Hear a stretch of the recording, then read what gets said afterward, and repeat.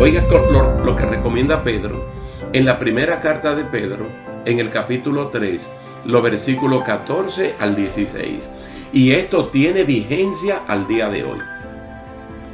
Más también, si alguna cosa padecéis por causa de la justicia, bienaventurados sois. Por tanto, no os amedrentéis por temor de ellos, ni os conturbéis, sino santificad a Dios el Señor en vuestros corazones. Y estad siempre preparados para presentar defensa con mansedumbre y reverencia ante todo el que os demande razón de la esperanza que hay en vosotros.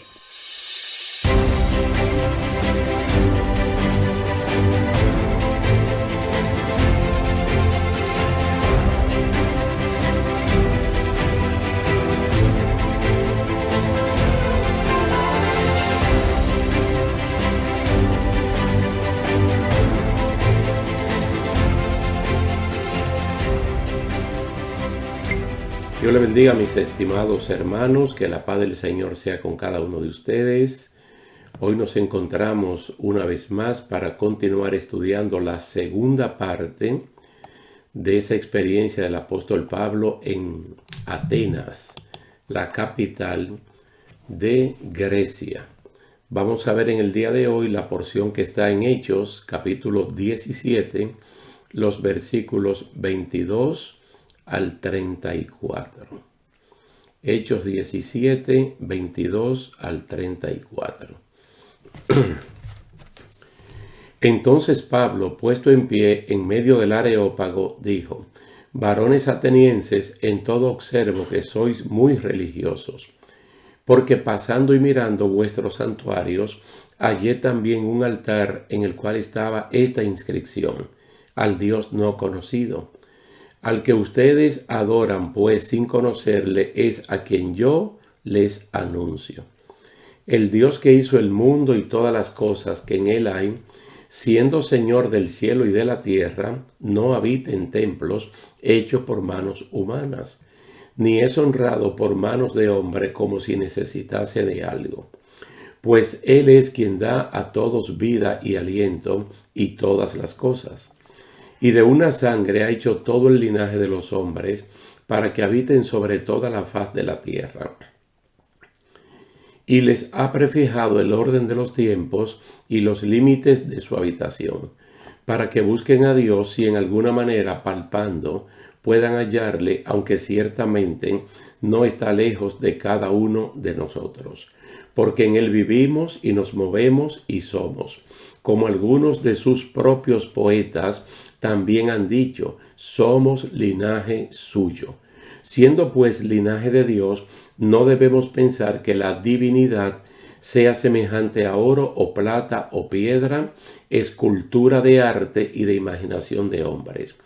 Pero Dios, habiendo pasado por alto los tiempos de esta ignorancia, ahora manda a todos los hombres en todo lugar que se arrepientan, por cuanto ha establecido un día en el cual juzgará al mundo con justicia, por aquel varón a quien designó, dando fe a todos con haberle levantado de los muertos.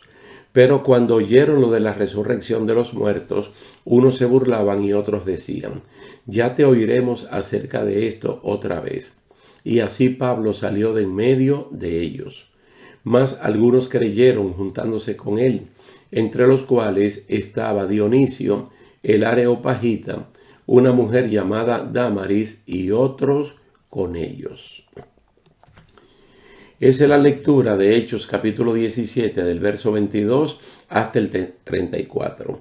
Recuerden ustedes que cuando Pablo estaba pasando y mirando y hablando, entonces a él lo invitaron al Areópago para que diera una explicación acerca de la nueva doctrina, entre comillas, que él estaba predicando. Como ellos le llamaban a esto, ¿verdad?, nueva doctrina, ellos se empecinaban solo en saber algo nuevo. Esto dio inicio desde el principio, reconociendo que los atenienses son muy religiosos, por no decir directamente unos idólatras. Tanto lo eran que adoraban falsamente a Dios con una estatua dedicada al Dios no conocido. Atenas era la cuna del alto saber del momento y Pablo predicó el Evangelio de Jesucristo, como ustedes pudieron haber notado y lo pueden hacer de nuevo, desde el versículo 24 hasta el 31. Y es lo que siempre decimos de una persona que tiene que predicar el Evangelio, cuando nos piden razón de ser de la fe que hay en nosotros, con mansedumbre. No importa el nivel académico o de conocimiento que tenga el siervo de Dios, como en este caso el apóstol Pablo, siempre con mucha mansedumbre, porque la intención del creyente es que el oyente inconverso oiga y entienda para que pueda tomar la mejor de la decisión de su vida. Entonces Pablo, comenzando con Dios como creador de todas las cosas y como alguien que de los hombres no necesita absolutamente nada, entonces lo presentó como tal, el creador, porque así se define Dios, como el creador de todas las cosas. También recalcó que Dios hizo la raza humana de una sola sangre, por lo que todos somos descendientes de su creación inalterada, y al mismo tiempo atacó las ideas filosóficas de ellos. Mire, en este punto del altar, que tenía una inscripción que decía al Dios no conocido, esto nos recuerda otro episodio del Antiguo Testamento en otro imperio, el imperio egipcio, que para ese momento dominaba en arte, cultura y matemáticas al mundo conocido.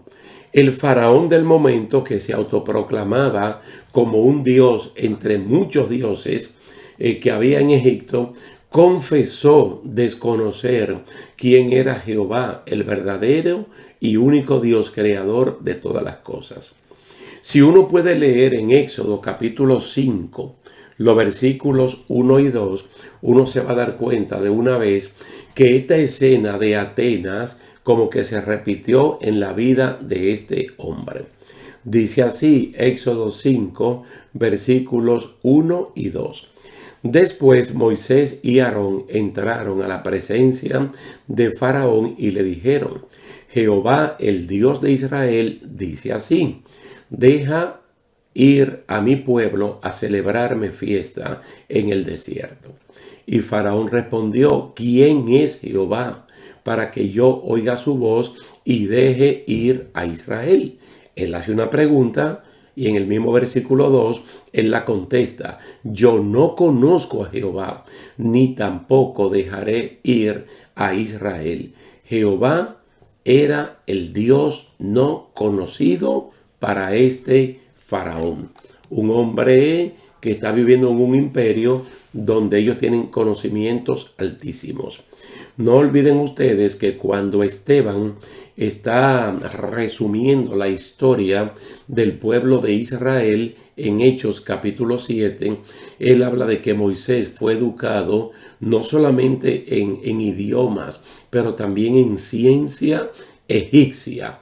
Y se pudiera decir que Moisés, al equivalente del día de hoy, era una especie de ingeniero y que hablaba diferentes idiomas. Esto yo se lo digo para que sepan que Egipto, el Egipto del tiempo de la cautividad del pueblo hebreo, era muy avanzado en cuanto a la ciencia y el conocimiento. Pero pasa lo que siempre pasa, que sabiendo tanto, siendo los sabelotodos, se le pasó la mano y terminaron teniendo un Dios para cada cosa. Terminaron teniendo un Dios para cada cosa. En la escena de Hechos 17, en la experiencia de Pablo en Atenas, él recalca el grave error de la idolatría al tratar de representar a un ser único y espiritual, creador y sustentador de todas las cosas, por obra de arte, trabajada en metales y piedras preciosas, porque se le llama, ¿verdad?, arte a eso, escultura, como quiera que sea, en el vocabulario de los humanos, pero para Dios es pura idolatría. Entonces, el complicado sistema de culto pagano de los atenienses, que daba por fruto las depravaciones, las depravadas costumbres morales y sociales de entonces, no podía permanecer incólume para siempre, siendo ajenos a cuanto exigía la verdadera relación entre Dios y sus criaturas. De modo que Dios había fijado un día de juicio. Él había designado el juez, quien, enlazado ya con la humanidad, hablando de Jesucristo, era el varón cuya excelsa categoría se evidenciaba por el hecho de haber sido levantado de entre los muertos. Nosotros aquí en esta parte podemos hablar de la gracia de Dios y del juicio de Dios. Porque muy bien está diciendo Pablo aquí a estas personas que Dios estaba como en una especie de pasar por alto. Dios estaba disimulando la ignorancia de quienes se creían los sabelotodo. Entonces, pasando por alto, pero dando la oportunidad para que ellos se arrepintieran. Ellos creían que estaban honrando a Dios y lo que hacían era pura idolatría, que es una falsa adoración a Dios. La gracia de Dios como tal es un compás de espera para que los hombres, en este caso los atenienses y todo el mundo incrédulo, cambie de rumbo y se arrepientan por cuanto ha fijado un día. ¿Para qué? Para el juicio, dando a entender que el tiempo de la gracia es una gracia que tiene un tiempo en el cual se va a terminar. No quiere decir que la gracia sea limitada a unos pocos. La gracia de Dios es ilimitada. Lo que pasa es que la gracia de Dios tiene un límite de tiempo y ese límite se va a terminar y luego va a venir el juicio. Yo quiero que ustedes recuerden también, o que lo sepan si no lo saben, que en el libro de Jonás, uno de los profetas menores, en el capítulo 3, nosotros conocemos un caso extraordinario de gracia y de juicio. Dios había llamado a Jonás para que fuera a Nínive, la capital famosa de ese tiempo, que tenía más de 120,000 habitantes y era grandísima, una ciudad que se podía recorrer en 3 días caminando. El Señor le mandó a Jonás, le mandó a decir a esta gente a través de Jonás que en 40 días iba a destruir la ciudad con todo la gente que estaban dentro. Entonces, ¿qué hicieron ellos? Comenzando por el rey hasta el más humilde de los habitantes de Nínive, que se arrepintieron. ¿Y qué hizo Dios? Que canceló el juicio. Entonces ellos aprovecharon el tiempo de gracia. Entonces Dios ya no lo tuvo que castigar, destruyéndolos ni a ellos, ni tampoco a la ciudad. Por eso que usted ve a Pablo aquí recalcando y haciéndole ver que por muy académicos y muy sabelotodo que ellos sean, si ellos no se arrepienten de esa condición, entonces Dios los va a castigar duramente. Dios ha establecido un día, la gracia va a terminar, los plazos de Dios se van a agotar para dar paso a ese juicio. Entonces, cuando Pablo está hablando de esa persona que es Jesucristo, rápidamente resumen en pocas palabras la vida de Cristo con un nacimiento, con una muerte, con una sepultura, pero entonces habla de su resurrección. Cuando Pablo tocó el término resurrección, entonces comenzaron a burlarse de Pablo en su propia cara, porque ellos eran de los que no creían en eso. Entonces, parte de la filosofía de esta gente, de los estoicos y de los epicúreos, era aprovechar el tiempo en deleites carnales, porque cuando la muerte llegaba, todo ahí terminaba. Por lo tanto, no había resurrección. Entonces, Pablo está diciendo que sí, la está mencionando, pero ellos decidieron entonces burlarse de Pablo. Y otros llegaron a decir, no tanto de manera burlona, ya te vamos a escuchar en otra ocasión. Entonces está el burlador y está aquel un poco conservador que lo va a pensar. Una vez más, nosotros tenemos que recordar la escena de Lucas capítulo 9, cuando el Señor envió a los 70 para que vayan de dos en dos a predicar a las aldeas que Cristo ya tenía agendada para visitarlas posteriormente. Entonces Él le dijo lo que ellos tenían que decir, pero también los preparó en caso de que la gente rechazara el mensaje. Dice, aún rechazándolo, ustedes tienen que decirle, el reino de Dios se ha acercado a ustedes.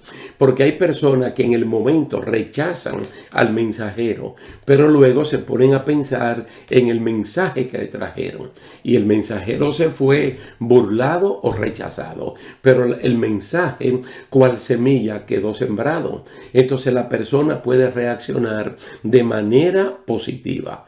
Entonces Pablo ya tiene este entrenamiento. Pablo sabe que lo que él tenía que predicar desde el verso 24 hasta el 31 ya lo predicó. La palabra quedó allí sembrada. No obstante, a diferencia de lo que pasó en Filipos o lo que pasó en Tesalónica o en Berea, aquí no hay una cosecha grande. Por eso incluso aquí se menciona que algunos creyeron. No está hablando de muchos, está hablando algunas personas creyeron. Quiere decir que de las personas que estaban allí en el Areópago, que era, ¿verdad?, el lugar del alto saber de los epicúreos y de los estoicos, entonces algunos creyeron lo que el apóstol Pablo estuvo predicando acerca del Evangelio de Jesucristo. Y dice que se juntaron con él.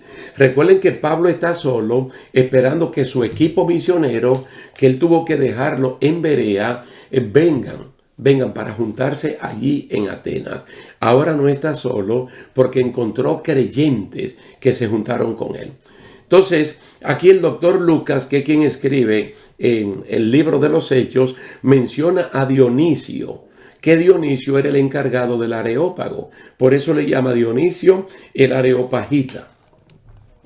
Y es muy importante que el encargado del Areópago sea uno de los creyentes. Se parece a Jairo, que fue el principal de la sinagoga, que también creyó en Jesucristo juntamente con su esposa cuando su niña de 12 años fue resucitada por Cristo.